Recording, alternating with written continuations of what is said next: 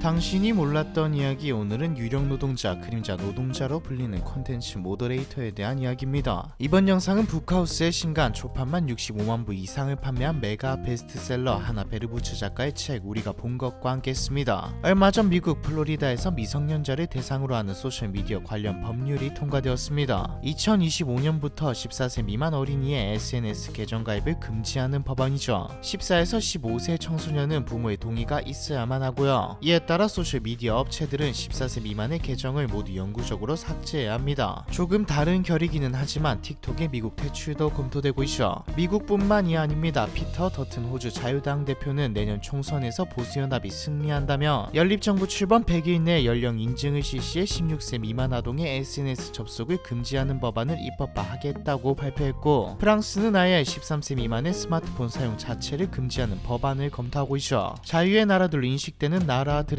개인의 자유를 금하고 있는 겁니다. 실제로 플로리다의 경우 수정헌법 1조에서 보장하는 표현의 자유를 침해했다며 위헌 소송을 당할지도 모른다고 내다보았죠. 여론은 어떨까요? 압도적인 찬성입니다. 그만큼 SNS의 부작용과 유해성이 인식되고 있다는 것이죠. 초기 SNS가 퍼졌을 때는 장점과 단점이 공존할 것이라 내다보았습니다. 오프라인에서는 힘들었던 인맥 확대와 관계 형성, 창의성과 자기 표현의 기회의 제공, 빠른 확산을 통해 세계의 소식을 그 어느 매체보다 빠르게 전하고, 편파적인 뉴스를 대신해 집단 지성을 통해 선정된 올바른 소식들이 전해질 것이라 전망했죠. 단점으로는 개인정보 노출과 가짜뉴스와 음모론, 소문의 확산, 디지털 중독과 시간 낭비 정도가 있었죠. 어떤 생각이 드시나요? 우리는 예측에 실패했습니다. 비록 새로운 산업을 만들어내고 양질의 정보에 대한 접근이 쉬워지기는 했지만 장점이라 여겼던 인맥 확대와 관계 형성은 오히려 외로움과 고립, 시기와 질투를 불러왔고, 편파적인 뉴스를 대신할 것이라는 기대는 오히려 더 편파적인 정치 극단화에도 영향을 끼쳤습니다. 알고리즘상 내가 흥미있게 봤던 것과 비슷한 것만 추천해 주니까요. 알고리즘이 이렇게 된 근본적인 이유는 우리가 듣고 싶은 것만 찾아 듣기 때문입니다. 기업에서 알고리즘을 지금처럼 짠 이유는 체류 시간을 늘리고 더 많이 보게 하기 위함이죠. 내가 보던 것과 반대되는 상반되는 게시글, 영상, 사진들보다 보던 것들을 추천해 주어야 우리가 더 오래 보고 많이 보기 때문입니다. 단점은 단점대로 우리의 예상보다 훨씬 더 심해졌습니다. 예측하지 못한 단점들도 엄청나게 터져나왔죠. 혐오는 익명 속에서 더 심해졌고 여론 조작도 더 쉬워졌습니다. 사기꾼들은 하나하나 찾아가서 치던 사기를 홍보를 통해 불특정 다수에게 더 쉽게 치기 시작했습니다. 채널에서도 다루었던 대부분의 사회 문제들은 SNS가 안 엮인 게 없죠. SNS가 사회 문제의 근본적인 원인인 경우는 거의 없지만 더 악화시킨 것은 부정할 수 없는 사실입니다. 아이들은 역대 가장 온순한 아이들이라는 평가를 받지만 한편으로는 내적으로 남과 비교하며 우울감을 키우고요. 그리고 SNS 기업들은 서로 간의 경쟁에서 우위를 점하기 위해 자극적인 콘텐츠를 최대한 방치하고 있죠. 유튜브의 경우에는 그나마 나은 수준입니다. 과거 자극적이고 선정적인 무분별한 콘텐츠들을 놔두었다가 광고주들로부터 보이콧을 당하면서 정책을 싹 갈아엎었거든요. 저도 채널을 운영하면서 아니 이것도 안 된다고 하는 것들도 꽤 많았습니다. 흔히 노딱이라고 하는 제재를 받게 되면 노출은 물론 수익도 거의 들어오지 않기 때문에 영상 제작자 입장에서는 정책을 준수하지 않으면 안 되고요. 그럼에도 유튜브에도 이상하고 기괴한 사실상 성인물과 가까운 영상들도 계속 업로드되죠. 다른 SNS는 더 심합니다. 규제라는 게 없다시피 하는 SNS도 허다하죠. 연령 제한이 없는 SNS에서 아이들은 잔인하거나 선정적인 영상에 계속 노출됩니다. 또 이런 것들을 한번 보기 시작하면 알고리즘은 계속 추천을 해주고요. 과거 틱톡에서도 계속 내리다 보면 자꾸 잔인한 영상이 등장한다는 문제로 논란이 된 적이 있었죠. 그런데 현재 우리 눈에는 자극적인 컨텐츠와 선정적인 게시물들이 거의 보이지 않습니다. 알고리즘이 완벽해진 걸까요? 알고리즘은 완벽하지 못합니다. 빈틈이 있죠. 이 빈틈을 메꿔주는 작업이 24시간 돌아가는 인간 CCTV, 그림자 노동자로 불리는 콘텐츠 모더레이터입니다. 콘텐츠 모더레이터는 소셜미디어, 온라인 플랫폼 등의 이용자들이 생성한 콘텐츠를 현행법이나 기업약관, 현지국가 정책 및 법률 등의 기준에 맞춰 큐레이션 관행과 기술을 통해 제재 및 삭제하는 노동자입니다. 쉽게 말해서 유해 콘텐츠를 검열하는 하는 사람이죠. 콘텐츠 모더레이터는 하루 종일 모니터를 들여다봐야 합니다. 그건 뭐 저도 마찬가지고 다수의 사무직에 종사하시는 분들도 마찬가지이지만 다른 점은 무엇을 보냐는 것이죠. 딱딱하게 유해 콘텐츠를 현행법에 따라 삭제라고 하니 별것 아닌 것처럼 느껴지지만 이들이 보는, 그러니까 사람들이 올리는 유해 콘텐츠는 상상을 초월하는 수입니다. 쏟아지는 콘텐츠 홍수의 거름막이 인간인 셈이죠. 틱톡에서만 한 분기에 억 단위의 영상이 삭제되었으니 엄청난 유해 게시물이 올라온다는 말인데 왜 콘텐츠 모더레이터라는 직업은 잘 알려지지 않은 걸까요? 2022년 기준 콘텐츠 모더레이터의 시장 규모는 약 6조 원에 달합니다. 하지만 기업들은 이들의 존재를 숨기려고 하죠. 존재를 숨기고 평가절하해야 클린하다는 이미지를 내세울 수 있기 때문입니다. 세계 각지의 콘텐츠 모더레이터들을 분석한 사회학자 사라티 로버츠는 저서 스크린의 뒤편에서 이들의 존재가 표현의 자유구역인 인터넷의 통념을 정면으로 위반 모순하기 때문이며 작동 방식 및 필요성이 알려질 경우 불쾌하고 잔인한 콘텐츠를 유포할 수 있는 공간으로 자사의 플랫폼이 이용될 수 있는 가능성 때문이라고 말했죠. 그렇다면 알고리즘을 더 강화하면 콘텐츠 모더레이터들을 줄이거나 없앨 수 있지 않을까요? 아니면 이들이 보는 영상의 수위를 낮출 수도 있죠. 이건 하나의 SNS가 아예 전 세계를 독점하는 수준이 아니라면 불가능합니다. 독점에다 경쟁자가 등장할 수도 없는 수준이어야 하죠. 얼마 전 페이스북의 내부 관계자가 알고리즘에 대한 폭로를 하는 일이 있었는데, 폭로의 내용이 알고리즘을 더 건전하고 규제를 강화할 수도 있지만 입으로 하지 않는다라는 내용이었습니다. 경쟁에서 살아남으려면 극단적인 수준의 게시물이 아니라면 알고리즘을 강화하기 힘듭니다. 알고리즘을 강화해 전체 자극을 낮추어 경쟁에서 지는 것보다는 사람을 뽑아 컨텐츠 검열을 시키는 게 기업 입장에서는 더 이득이라는 판단이죠. 즉 최대한 풀어주되 진짜 심각한 문제만 찾겠다는 것이죠. 플랫폼 기업 입장에서는 소비자를 모으는 것만큼이나 컨텐츠 생산자를 모으는 것도 중요한 일인데 진입장벽이 너무 높아지기도 하고요. 콘텐츠 모더레이터 시장은 앞으로도 성장할 예정입니다. AI의 핵심적인 인원 중 하나이거든요. 실제로 오픈 AI의 챗GPT도 출시 전 반년간 콘텐츠 모더레이터들에게 교육을 받았습니다. 생성형 AI는 정보를 수집하고 또 학습하죠. 인간이 볼 수 있는 수준을 넘어 엄청난 속도로, 그러니까 콘텐츠 모더레이터가 유해물을 삭제하기도 전에 모든 정보를 학습합니다. 사람은 자체적으로 검토가 가능하고 필터링이 가능하죠. 하지만 AI는 그렇지 못합니다. 특히나 학습 과정에서는 윤리적 판단을 스스로 내릴 수 없죠. 콘텐츠 모더레이터는 생성형 AI를 훈련하는 역할을 합니다. 유해한 콘텐츠를 만들거나 만든다 하더라도 인간 사용자에게 도달하지 못하게끔 말이죠. 모든 AI 프로그램은 이 과정을 거쳐야 합니다. 아니면 어떤 결과물을 내놓을지 모르죠. 즉 콘텐츠 모더레이터는 사라질 수 없는 직종이지만 알려져 있지도 않는 직업입니다. 문제는 콘텐츠 모더레이터들이 PTSD를 비롯한 정신적 질환을 겪는 경우가 많다는 것이죠. 하지만 앞서 말했듯 알려져 있지 않기 때문에 이들에 대한 보호는 미흡한 상황입니다. 업무를 경험했던 사람들은 최소한의 심리적 지원은 필수라고 입을 모았습니다. 취재가 시작되자라는 말처럼 알려져야 처우도 개선되지 않을까라는 생각이 드네요. 앞에서 말했듯 이번 영상은 메가 베스트셀러 하나 베르부츠 작가의 책 우리가 본 것과 함께 했습니다. 네덜란드에서 가장 주목받는 작가 하나 베르부츠가 네덜란드 올해의 책 주간 작가로 선정되면서 집필한 작품으로 초판 판매 부수만 65만 부 이상을 기록한 책이죠. 우리가 본 것은 소셜미디어 이면에 숨겨진 불편한 진실, 콘텐츠 모더레이터의 삶을 파헤치는 책입니다. 소셜미디어의 어두운 이면을 아이러니한 유머로 풀어낸 문제작이자 온라인을 중심으로 작동하는 현대사회에 등장한 새로운 형태의 노동, 그리고 소셜미디어의 어두운 이면에 대해 날카로운 통찰을 제공하는 소설이죠. 책과 영상을 계기로 이들의 존재가 많이 알려졌으면 하네요. 댓글에 도서 증정 이벤트와 서점 링크를 걸어두었으니 구경해보시는 게 어떨까요? 콘텐츠 모더레이터에 대한 이야기, 이번 편은 여기까지입니다.